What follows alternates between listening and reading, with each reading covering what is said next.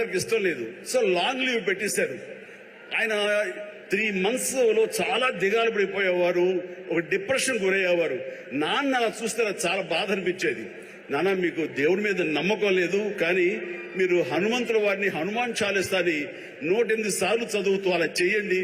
With in no time మీరు అనుకున్న చోట మీకు ట్రాన్స్ఫర్ జరుగుతుంది అని చెప్పేసి 15 ఏళ్ల కుర్రవాడిగా 10th క్లాస్లో నాన్నకి చెప్తే ఆయన వింటారా వినరో, ఆయన పెద్ద దేవుడి మీద భక్తి లేదు అని కొంచెం టెన్షన్గా నేను అటు చెప్తే, అవునంటావా, జరుగుతుందా, చేద్దామా, చేయనా అంటే అప్పటికప్పుడు హనుమాన్ చాలీసా నేనే ఒక చిన్న కాగితం రాసేసి నాన్నకి వచ్చారు.